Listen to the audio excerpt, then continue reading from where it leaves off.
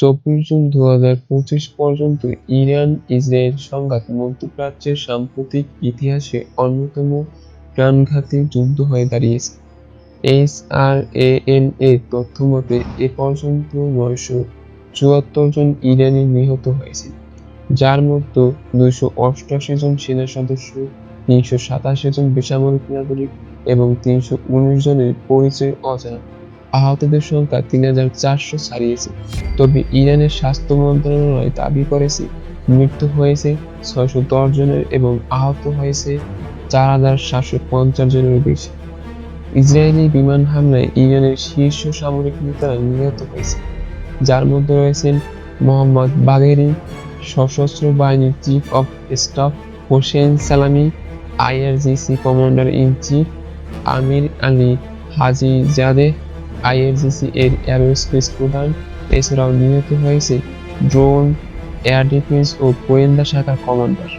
কমপক্ষে 20 জন শীর্ষ সামরিক কর্মকর্তা নিহত হয়েছে। এছাড়াও ইরানের পারমাণবিক কর্মসূচি মারাত্মকভাবে ক্ষতিগ্রস্ত হয়েছে। ইসরায়েল দাবি করেছে তারা 9 জন পারমাণবিক বিজ্ঞানীকে হত্যা করেছে, যাদের অনেকেই মোহসেন ফাখরিজাদেহের উত্তরসূরি ছিলেন। বিভিন্ন সূত্র বলেছে মোট 14 জন বিজ্ঞানী নিহত হয়েছে, যাদের কয়েকজন কার বোমা হামলায় মারা গেছে। বেসামরিক মানুষের উপর হামলার প্রভাবও ভয়াবহ। তেহরানের তাজিস এলাকায় 50 জনের বেশি নারী ও শিশু আহত হয়েছে। পূর্ব আজারবাইজানে প্রথম দিনের হামলায় 31 জন, যার মধ্যে একজন সাহায্যকর্মী নিহত হয়েছে। প্রতিশোধ হিসেবে ইরান ইসরায়েলের বিভিন্ন শহরে ক্ষেপণাস্ত্র হামলা চালিয়েছে। ইসরায়েলের তথ্যমতে এতে কমপক্ষে 29 জন নিহত ও 3200 জন আহত হয়েছে। Haifa, Tel Aviv, Bat Yam ও রেহোবোট শহরে প্রচুর ক্ষয়ক্ষতি হয়েছে। ভবন ধসে পড়ে অনেকে মারা গেছে এবং আতঙ্কে হার্ট অ্যাটাক করেছেন।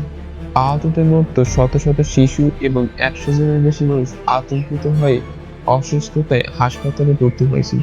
তবে প্রকৃত আহত এবং নিহতের সংখ্যা ইসরায়েলের দেওয়া তথ্যের থেকে বেশি হবে বলে ধারণা করা হয়। ইরান দাবি করে তারা ইসরায়েলের যুদ্ধ বিমান ভূপাতিত করেছে, কিন্তু এর কোনো বিশ্বাসযোগ্য প্রমাণ নেই। অন্যদিকে ইসরায়েল তাদের কোনো বিমান হারানোর কথা অস্বীকার করেছে।